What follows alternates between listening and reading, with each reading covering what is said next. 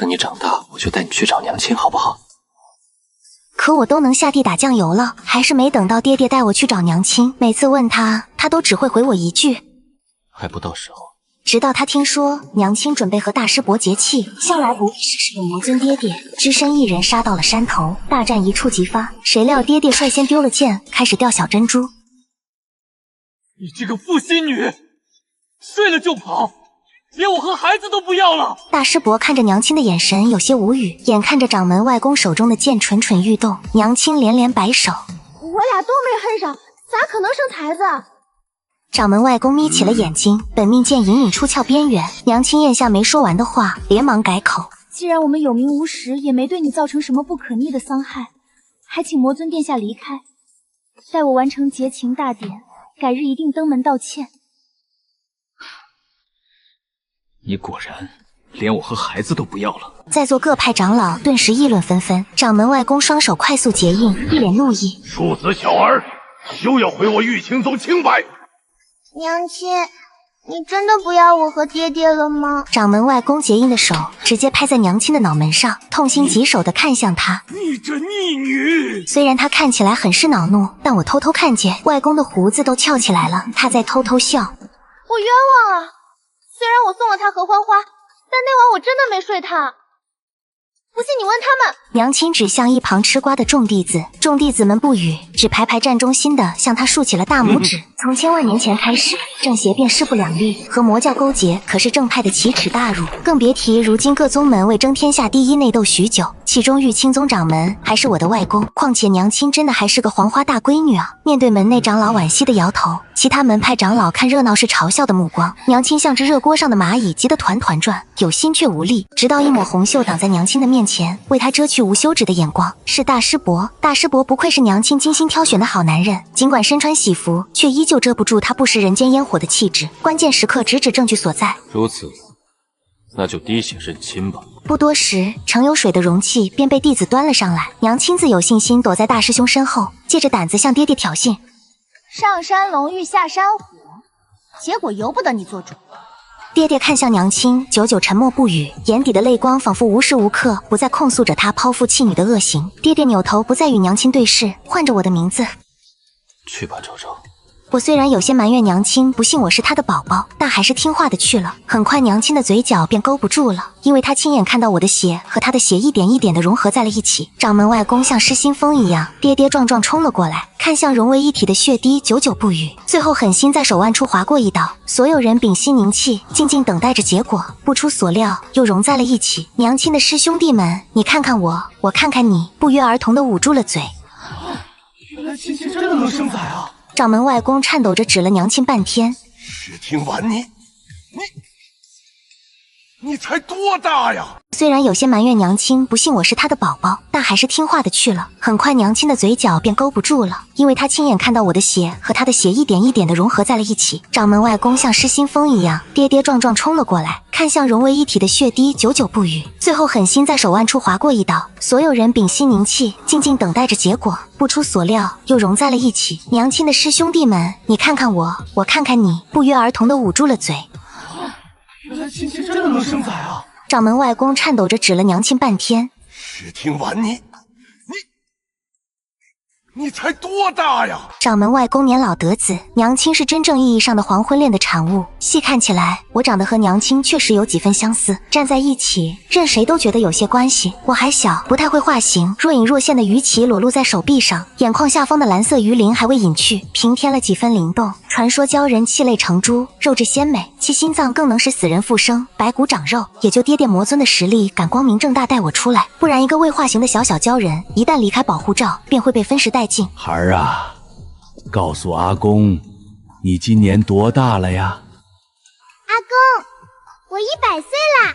刚过100年大寿的掌门定一软，坐在了地上，整个人都傻了。不儿，娘亲今年也才18啊！眼看着情况越来越不对，娘亲连忙拉着靠谱的大师伯走到容器旁，祈求获得帮助。这水指定有问题。他觉得大师伯内力深厚，定能一眼看破那小小魔尊的诡计。果然，大师伯只看了一眼便得出了结论：水没问题。可下一息，两滩血滴缓慢鼓涌着，融为了一体。大师伯也沉默了。和大师伯有着远亲关系的外室弟子颤颤巍巍走了过来，对掌门外公两眼婆娑。我从小便无父无母。说着，众人来不及劝阻，外室弟子便抢先一步咬破手指，递入容器内。有了第一个，就有了第二个，像下饺子一样。宗门所有弟子都参与了这场认亲大会，场面热闹得一发不可收拾。只知道最后所有人的血都融在了一起。燕离脸色难看地看向结果，拳头硬邦邦的。其他宗门面面相觑，怪不得玉清宗那么团结，原来是家族企业。眼看着血亲越来越多，掌门外公两眼一翻，直接晕过去了。娘亲与大师兄的节气大典就这样被破坏了，这还是他好不容易才告白成功的。成为魔尊女儿他娘亲这件事，以迅雷不及掩耳之势传遍天下。掌门外公以养病为由，闭门不见任何人。爹爹带着我说什么也不愿离开。其他正派宗门的宗主对此颇有异议，但抵不过爹爹硬硬的拳头，只能悻悻作罢。而娘亲被怀疑与魔教勾结，各大宗门联合上书话里话外，暗示玉清宗将他交出。关键时刻，作为天下万人敬慕的大师伯挺身而出，用人格做担保，才把娘亲留下来。墙头草的二师伯立刻布下结界，以示玉清宗的正直。好在经常卖娘亲的二师伯还保留一丝人性，偷摸着给娘亲塞了很多她爱吃的糕点。直到某天，娘亲发现被二师伯吹破天的结界其实根本不堪一击。可出来后，娘亲却开始犯愁：天杀的，我要怎样才能证明与魔教没有关系啊？纠结无果后，她还是选择找鬼点子最多的二师伯帮忙。二师伯？原本一贫如洗的二师伯，如今锦衣玉带，桌上摆满了各式各样的奇珍异宝。叫什么二师兄？按辈分，你应该叫我二太爷。自从那天滴血认亲乱套之后，宗门弟子迅速按照年龄功力排了个辈分。掌门外公一跃成为了老祖，而娘亲自然而然成为最小的小辈。二师兄，你相信我，我比窦娥冤。我相信你没有贪图魔尊燕离的美色，没有亲亲她、摸摸她、抱抱她，更没有想跟她生猴子。但至少没有真生猴子。可爱小昭昭是从石头缝里蹦出来的。娘亲一把抢过烟袋，吸了一口后，狠狠吐出烟圈。算了，我和你终究尿不到一壶里。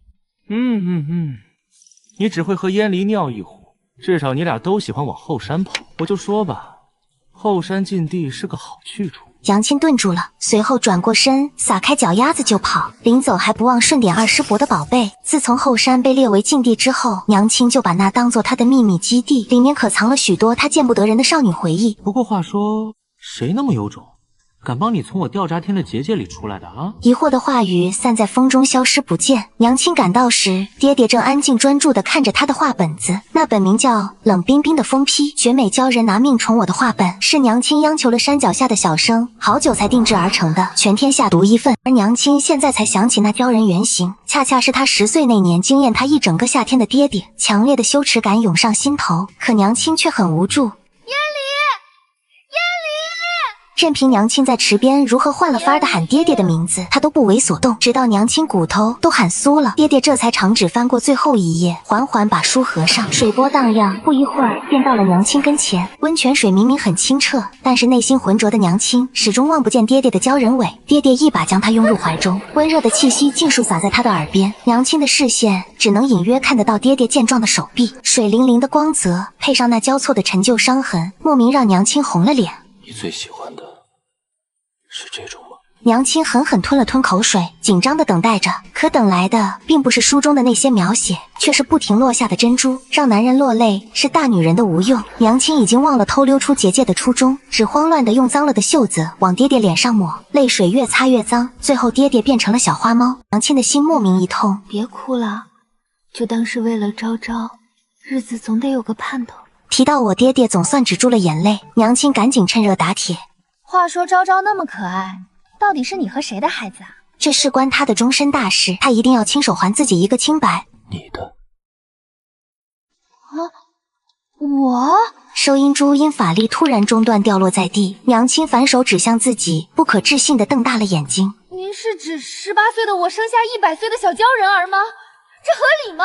可爹爹那副认真又悲戚的模样，娘亲质疑的话又咽了下去，脑海中情不自禁脑补出一段修仙界流行的带球跑画本剧情。鲛人向来心思单纯，一定是爹爹被贼人所骗，不得已才想给孩子找个后娘，也不知道是哪个渣婆娘。冷不丁的娘亲腰间的手臂逐渐收力，蔚蓝色的鱼尾在空中划过一道弧度，在落地的瞬间幻化成笔直的双腿。娘亲则被迫双手抵在爹爹的肩膀上，涌起的水珠打在脸上，也敲动着娘亲躁动的心。头顶传来爹爹的声音：“你真的要和他结亲？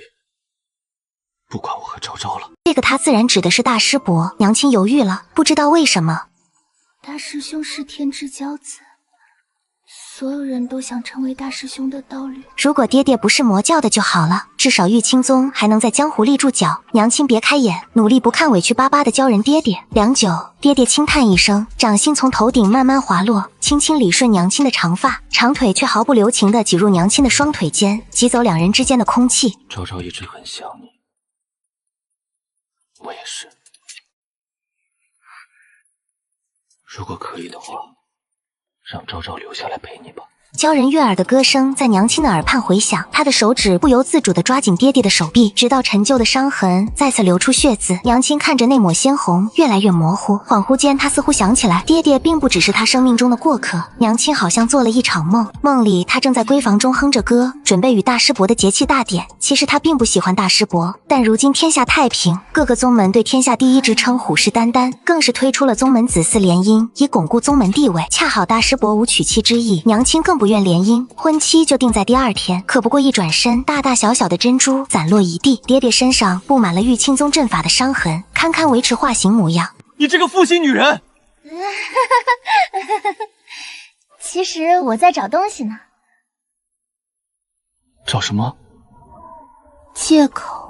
娘亲的精神一直紧绷着，时不时看向洞口外。魔教和正派如今势同水火，无论被哪一方发现，都免不了一场大战。太阳慢慢落下，娘亲愣了很久，可莫名的羞赧的话语说出：“那就叫昭昭吧，朝朝暮暮，尔尔此晚，岁岁念安安。”突然有人抱住了娘亲，一下将她拉回现实。低头一看，一堆糕点玩意儿洒落四周。我好想你啊，娘亲！我的笑容让娘亲心头一暖，她伸出手想摸摸我的头，可在碰到头发丝的瞬间又顿住了。刚刚的梦境像是她亲身经历那般，心中的思绪如同一团乱麻，纠缠不清。长老说，鲛人生辰之愿最为灵效。然后我那天许愿能见到娘亲，爹爹和我果然就找到你啦。那天是你的生辰。对呀，昭昭现在是大孩子啦。我刚从对外闭关的掌门外公那儿回来，小小的我抱着一大堆的吃食玩意儿，摇摇晃晃的，编起的头发松松散散。娘亲伸手想要帮忙，我却像献宝一样将这些捧到她的面前。要不要一起去山脚的小镇看灯会？不和爹爹还有掌门说的那种哦。一路上我像只小麻雀，叽叽喳喳不停，绘声绘色地向娘亲描述着我的整个童年，弥补娘亲不在我身边陪伴的落寞。娘亲也有试图问过我的娘亲是谁，我每次的回答都坚定的不行。是你，昭昭怎么可能会认错自己的娘亲呢？昭昭和爹爹只有生辰的时候才能见面，每次爹爹都会喊你的名字嘞。诗、听、玩，真好听呀！那么我就叫施昭昭啦，嘻嘻。娘亲在心底愤恨感慨：这抛夫弃子的渣女啊！昭昭如果真的是我的女儿就好了。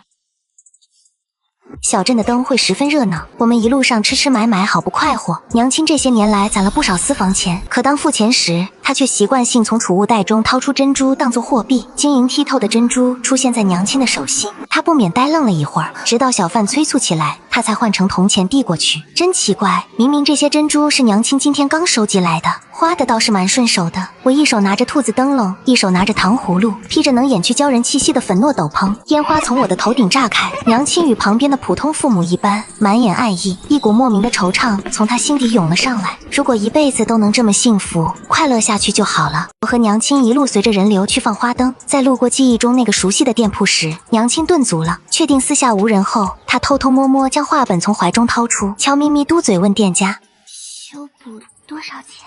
正是那本被爹爹不小心打湿的冷冰冰的封批，绝美鲛人拿命宠我。这本实在是娘亲的心头好，就算死了也要塞到棺材里的那种。坏了，实在可惜，没办法，他只能来这家百年老字号售后了，修不了。你难道不是小生吗？他指了指封皮左下角作家，上面写着大大的4个字：噫吁兮，在下不才，正是古风小小生。算起来，古风小生正是在下父亲的父亲的父亲。你说什么？100年？诺，到今天刚好100年08年，差1月有余。怎么可能？我爹前2天刚没过完100年大寿呢。娘亲，爹爹说阿公过的是200年大寿哦。娘亲的嘴巴张了张，一时发不出声响。她的记忆中都是100年前的时间，也就是说，她现在已经118岁了。古风小生还在因为得到老祖宗的旧物欢喜雀跃，娘亲被挤了出来，也不自知，脑子里昏昏的，好像有什么东西快要破土而出。直到有人突然指着我和娘亲惊叹起来：“长得好像啊！”娘亲下意识反驳：“她不是我女儿。”我原本亮亮的眼睛又因为娘亲的话暗淡下来。路人纳闷，好心将铜镜递了过来。娘亲接过细细比较，根本没有那么夸张到一模一样，分明那眉眼嘴巴与娘亲不像，倒是和爹爹十分相似。娘亲干笑着胡乱解释2句后，拉着我匆匆离开。可事实就是如此，相貌是骗不了人的。去的时候有多开心，回来的时候就有多狼狈。娘亲走得越来越快，就好像身后有穷追不舍的猛虎凶兽一样。她只想着早点回玉清宗问清楚原委，掌门外公肯定是知道点什么的，还有宗门里的其他人。心脏处的钝痛变成了尖锐的一柄刀绞，翻腾的喘不过气，以至于娘亲没有顾及一直在后面满头大汗追着她的我终于碰到了娘亲的衣角。对不起，发都不知道什么时候跑掉了，可我顾不上。其实鲛人许愿也没有很灵，因为每一年我都在许愿，但只有年才实现。我只撒了这么一个小小的谎，你不要讨厌我，好吗？眼泪在眼眶不停打转，但我倔强的没有落下。爹爹说不能随便哭，珍珠会被坏人抢走。不等娘亲回答，我就朝着另一个方向跑走了。看着我远去的背影，娘亲站在原地思考了很久，开始回想她与爹爹的初遇，到节气庆典开始，再到现在的种种。她一直揪着年龄不放，以为这样就能撇开与魔教的关系，证明自己。但除开这些之外，她对爹爹和我有种天然的亲切感。她快速回到山脚小镇，买了串糖葫芦作为赔礼，踏上我离开的那条道路，去找爹爹和我。然而娘亲并没有见到爹爹，只有我化成了鲛人，奄奄一息地躺在血泊之中。身边几个修士正试图用剑挖出我的心脏。娘亲想起来了，她和爹爹的过往。10岁时一眼惊艳，爹爹在她心中留下不可磨灭的印象。可爹爹似乎很忙，他总是出现一段时间再消失几年，问他又不说，似乎有难言之隐。但驯服鲛人这一套，娘亲可是手拿把掐，只需要假装与大师伯结气，再对外放出这条消息。果然，娘亲成功了。闺房门口洒满了珍珠，每一身伤回来面不改色的鲛人，这次却哭得不能自已。你这个负心女人！娘亲一边心疼地哄着脱水的爹爹，一边暗喜：“我就说嘛，小小燕离，直接拿下。”不出意外的，娘亲逃婚了。大师伯一身婚服，独自站在高处。啊，原来我还有女儿啊！原来我还有师妹啊！可关了门之后，又开始担忧起娘亲的安全。听说魔教少主和一正派私奔了，魔教竟下了最高级通缉令。正派听说后，为之不耻，也下了最高级通缉令。两派在一定程度上竟难得一致。可尽管穿戴了能掩藏气息的斗篷，意外总会来临。在看到巷子里4、5岁的孤儿被一堆100岁修士拳打脚踢之后，娘亲再也忍不住了。她用她微弱的修为打断他们的施法。原本只是吓唬几声，让他们知难而退。倒霉的是，娘亲遇到了同行的长老。妄称正义的长老没有教训自家破戒的子弟，只一眼便发现了娘亲身上的魔气。娘亲没救下那个可怜的孤儿，还搭上了性命。心脏被刺入的那一刹那，娘亲感受到了钻心的疼痛。而现在，当娘亲再一次遇到和当年一样的场景，她依旧义无反顾地以一敌多。我神志不清地依偎着她，迷糊地喊着娘亲。可为什么呢？娘亲明明在100年前就死了，她的心脏剧烈跳动着，似乎在告知什么。鲛人的心脏能使死人复生，白骨长肉。而今夜娘亲去寻爹爹的时候，她分明是没有心跳的。娘亲好像又睡了很久，脑海中一直回忆起那些修士虚伪的嘴脸。鲛人全身上下可都有大用处啊！一定要好好利用。正派为了正义杀了魔教，这不是天经地义吗？可惜才那么小。哦，对了，千万不要被其他门派发现，不然还得分给他们。还有意识消散前，爹爹红了眼朝娘亲奔来的模样，门外的刀剑声音此起彼伏，娘亲不禁皱起眉，吵死了，睡个觉都不让人安稳。很快，冰凉的手指抚上娘亲的额头，轻轻安抚着她。掌门外公在房内来回踱步，最后长叹一声：“真决定了？”决定啥？娘亲想要询问，嘴巴也张不开。令人意外的是，回答掌门外公的人竟然是爹爹。你知道的，100年前把听婉带走，实属无奈啊。正魔两派追杀你们，你又在最虚弱的时候挖心救人。如今各宗门明争暗斗，我必须顾全大局，一步错便是步步错。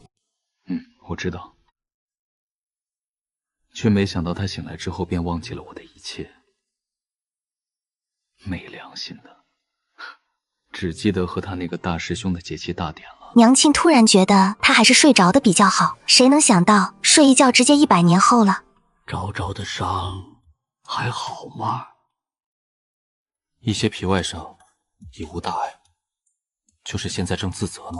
掌门外公又长叹一声，显然已经理清楚原委，知道娘亲最近的举动都是失忆所导致的。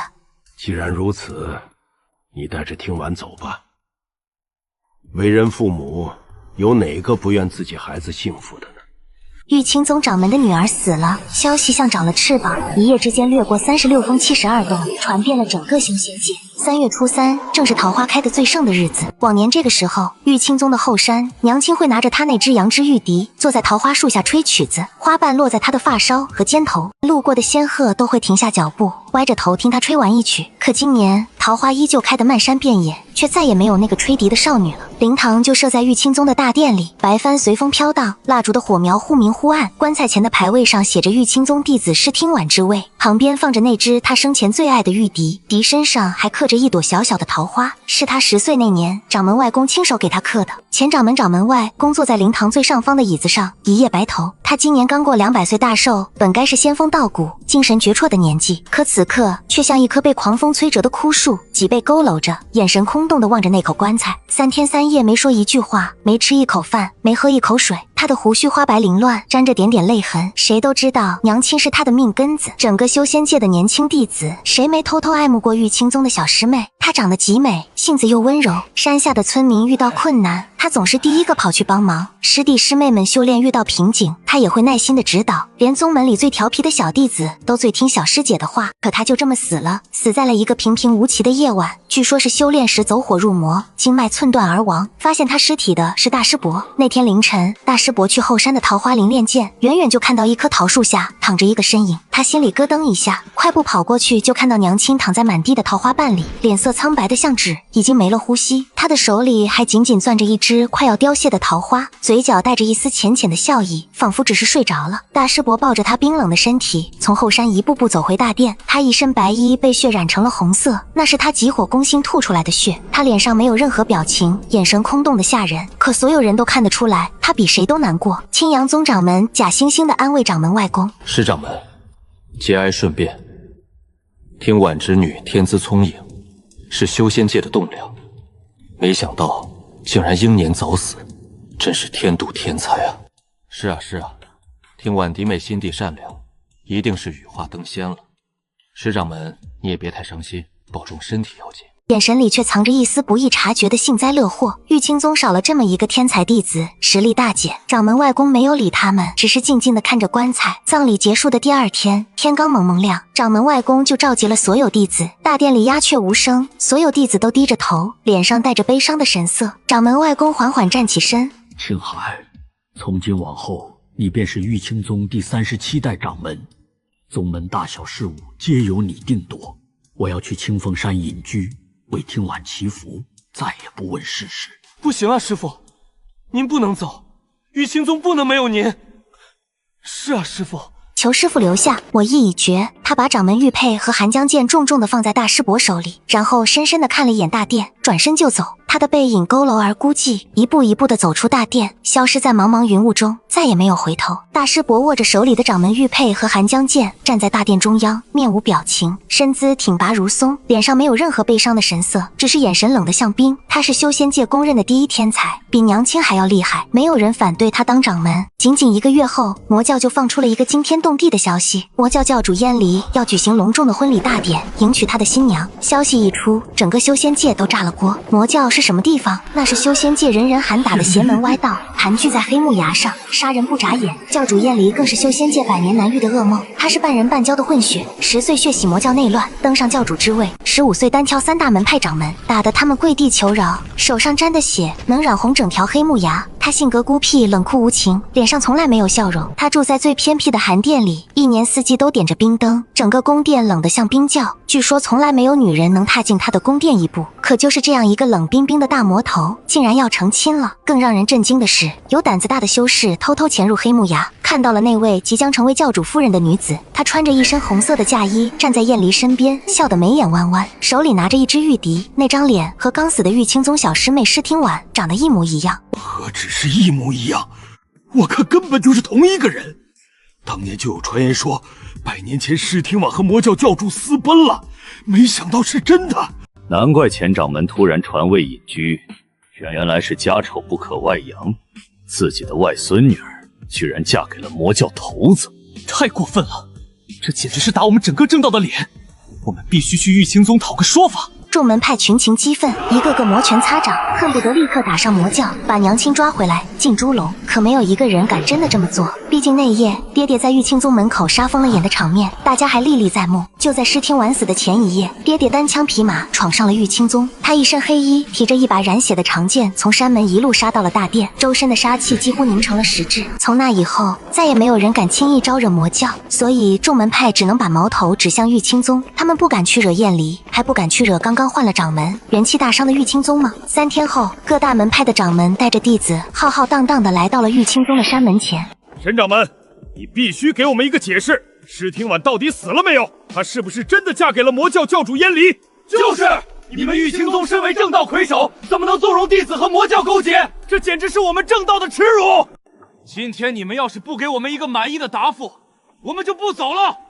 联手踏平你们玉清宗！吵嚷声震得山门前的桃花都簌簌飘落。大师伯就站在大殿的台阶上，一身青色的道袍，手里拿着一块雪白的绢布，慢悠悠地擦拭着他的本命剑。寒江剑是玉清宗的镇派之宝，剑身如秋水，锋利无比，据说能斩妖除魔、吹毛断发。他没有说话，只是低着头，专注地擦着剑，手指修长而骨节分明，动作不紧不慢，仿佛底下吵吵嚷嚷的不是各大门派的掌门，而是一群嗡嗡叫的苍蝇。众门派吵了半天，见他一点反应都没有，火气更大了。大师伯，你别装聋作哑，赶紧给我们一个说法。就是，你要是再不说，我们就动手了。我看你们玉清宗就是和魔教同流合污了。吵什么吵？吵什么吵？大清早的就跟一群乌鸦似的，聒噪死！还让不让人睡觉了？众人循声望去，二师伯从大殿里走了出来。他今天又换回了他那身花里胡哨的粉色道袍，裙摆上绣着大朵大朵的牡丹花，脸上化着精致的妆，眉毛描得细细的，嘴唇涂得红红的。他手里摇着一把檀香木折扇，扇面上画着一对鸳鸯。看到他这副样子，众门派的人都愣住了。谁不知道玉清宗的二师兄柳随风是个出了名的异类，别的修士都清心寡欲、一心向道，他却偏偏爱打扮、爱穿花衣服、爱涂脂抹粉，说话尖酸刻薄，得理不饶人。可偏偏他天赋极高，一手毒术使得出神入化。二师伯往台阶上一站，叉着腰对着底下的众门派翻了个大大的白眼，眼尾的胭脂都跟着抖了抖。他的声音又尖又细，穿透力极强，瞬间盖过了所有人的声音。你们跑到我们玉清宗的地盘上撒野，还敢这么大声？我看你们是活腻歪了。我们玉清宗办丧事，你们不来吊唁也就算了，还跑到这里来兴师问罪。我看你们是黄鼠狼给鸡拜年，没安好心。柳随风，这里没你的事，让大师伯出来说话。我们是来找他要说法的。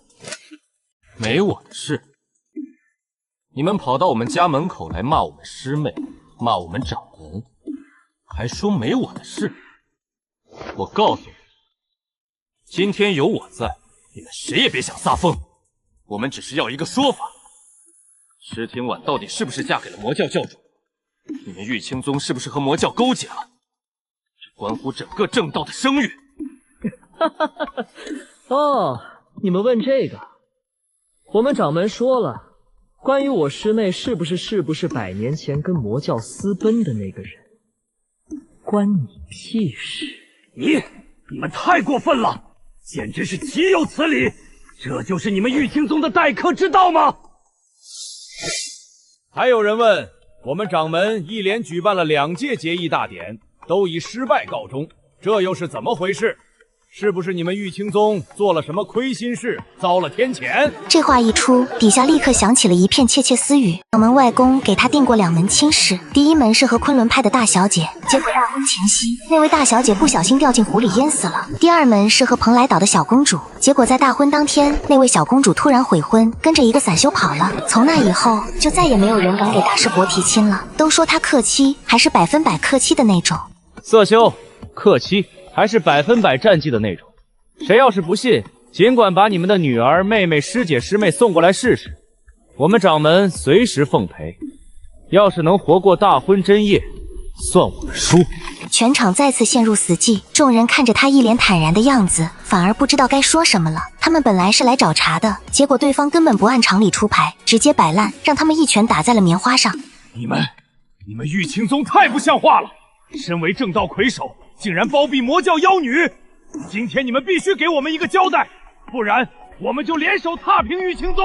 话音刚落，一直低头擦剑的大师伯终于抬起了头，他淡淡的扫了底下一眼，眼神冰冷锐利，像出鞘的剑，只是一个眼神就让所有人都闭上了嘴，浑身发冷，仿佛被毒蛇盯上了一样，连大气都不敢喘一口，空气瞬间凝固了。山门前静得连一根针掉在地上都能听见。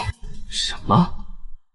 你们害我师妹饮恨而终，不顾我前掌门丧子之痛，居然还有脸跑到我们玉清宗来兴师问罪！看你们是吃饱了撑的，有本事你们去魔教找淹没算账啊，跑到我们这里来耍威风！我告诉你们，赶紧滚！再敢在我们玉清宗门口吵吵，我就让大师兄把你们的舌头都割下来喂狗！再给你们下点养粉，让你们养上3天3夜生不如死。再下点泻药，让你们拉到虚脱。他骂得唾沫横飞，尖着嗓子把所有人都骂了个狗血淋头，从掌门骂到弟子，从祖宗18代骂到未出生的孩子，连一句重样的都没有。他越骂越起劲，兰花指翘得老高，像一只愤怒的花孔雀。众门派被骂得抬不起头，也骂不过柳随风，更怕二师伯给他们下毒。毕竟谁都知道二师伯的毒术天下第一，要是被他盯上了，怎么死的都不知道。我们走！一群人灰溜溜的夹着尾巴，逃也似的离开了玉清宗的山门，连头都不敢回，看着他们落荒而逃的背影。大师兄，怎么样？解不解气？怎么样？我骂的好不好？解不解气？操！好心没好报。要不是我，你今天就得跟他们打起来。打起来多麻烦啊，还得打扫战场，弄脏了我的新衣服怎么办？大师伯没理他，只是看着黑木崖的方向，眼神里闪过一丝不易察觉的温柔。师妹，祝你幸福。修仙界终于短暂的恢复了清静，而此时的黑木崖却是一片喜气洋洋，红绸挂满了整个魔教总坛，从山门一直铺到教主的寝殿，到处都贴着大红的喜字，连树上都系着红色的丝带。魔教的弟子们一个个穿着崭新的衣服，脸上都带着笑容，走路都带着风。谁能想到那个冷冰冰的教主竟然也有这么温柔的一面？以前的爹爹是整个修仙界闻风丧胆的大魔头，整个宫殿冷得像冰窖，连花草都活不了。可现在寒殿里的冰灯早就被撤了，换成了暖黄色的琉璃灯，店里还摆上了娘亲最喜欢的桃花，连空气里都弥漫着淡淡的桃花香。看娘亲的眼神温柔的能掐出水来。自那夜从玉清宗把娘亲救回来，生怕娘亲再受一点伤，再离开他一步。尽管娘亲指天发誓说她绝对不会离开魔教半步，说她前18年都被关在玉清宗，早就待腻了，以后只想在魔教吃喝玩乐，陪着我和爹爹。可爹爹依旧不放心，娘亲吃饭鱼刺要挑干净，骨头要剔出来，连米饭都要吹凉了才送到娘亲嘴边。娘亲看书，他从背后抱着她，下巴搁在他的肩膀上，一只手搂着他的腰，另一只手帮他翻书。娘亲去花园散步，他寸步不离地跟着，手里拿着披风，生怕娘亲着凉。连娘亲去茅房，他都要守在门口，每隔10秒钟就喊一声婉婉，确认娘亲没事。他恨不得直接把娘亲缠在裤腰带上。我天天看着爹爹一个人霸占娘亲，有苦说不出。本来娘亲答应了，这个春天要陪我去后山捉兔子，要给我做桃花糕，要教我吹玉笛的。结果爹爹一来，所有的计划都泡汤了。婉婉，笛子太凉了，小心冻着手。我帮你拿，等我给你暖热了再吹。婉婉，厨房油烟大，熏着你怎么办？让下人做就好了。你想吃什么告诉我，我给你做。燕离，你能不能别整天跟着我了？我又不会跑，你很烦哎。我就在魔教里，能去哪里啊？可是我怕一转身你就不见了。100年前你就是这样，一声不吭就走了。我找了你整整100年，我以为我再也见不到你。不行，你今天必须离我3丈远，不然我就不理你了。把爹爹关在了外面，我从柱子后面探出头，偷偷的笑，活该。笑什么笑？还不快去练功！